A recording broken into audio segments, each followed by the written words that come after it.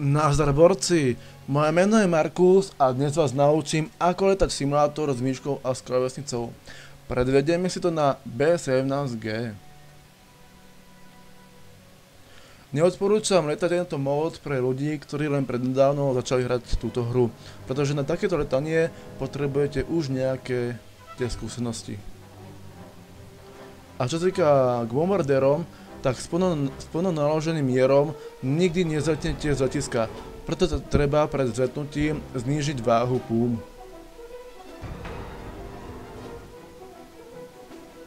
A sme tu.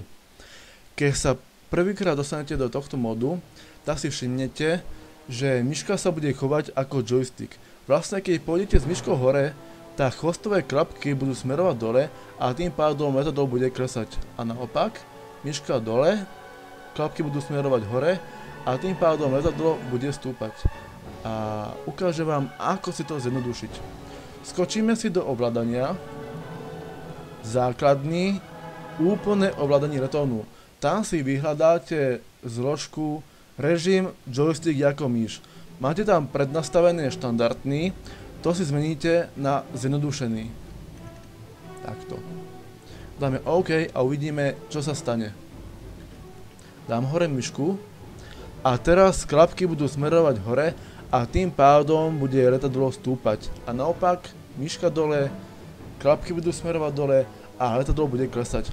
Takže vlastne teraz budete to letadlo ovládať tak, ako v historickom či v arkádovom móde. Ale poďme priamo k vzletu. Je dôležité, aby ste sa hrali s klávesnicou Q a E, pretože s nimi sa ovláda chvostové kormidlo. Pri vzletávaní a nabratí rýchlosti vás to ťahá do strany a práve s tým kormidlom sa môžete vyrovnávať. Prepneme si pohľad. Táto čiara, ktorú zle je vidno momentálne, je teraz nulový horizont. Tento kruh je vlastne uhol stúpania klesania lietadla. A táto bodka biela, to som vlastne ja, to je kurzor myšky, s ktorým ovládam celé lietadlo. Takže zapneme si motor. Pri vzletávaní nikdy nejdem hneď na prvý výkon, ale postupne ho pridávam a popri tom sa dobre vyrovnávam s kormidlom. Takže zvyšíme si výkon na tých 30 povedzme. Sledujte kurzor myšky.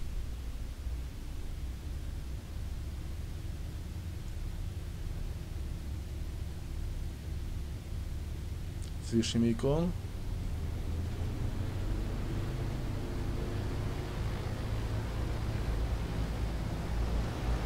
Ešte zvýšim výkon.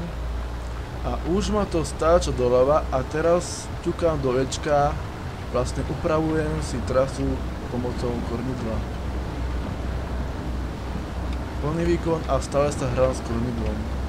Pri 130-ke zapínam vzletové klapky.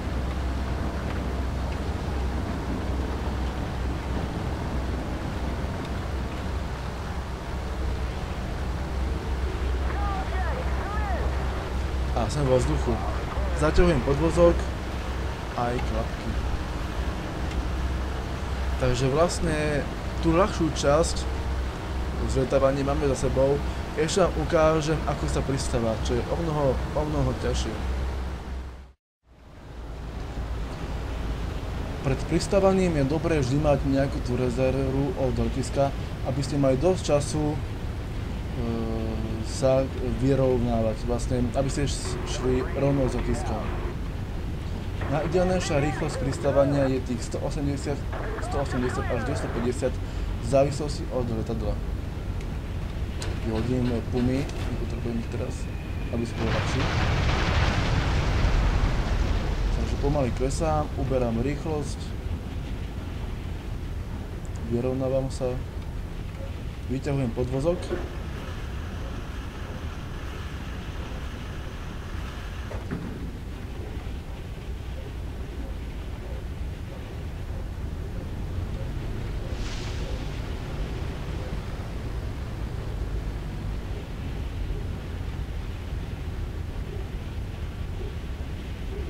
A A som na zemi.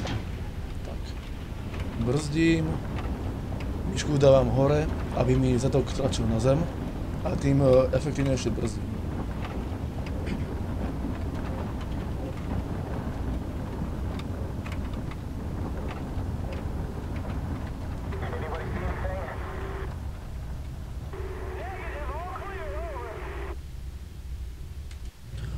A máme tu čisté pristátie.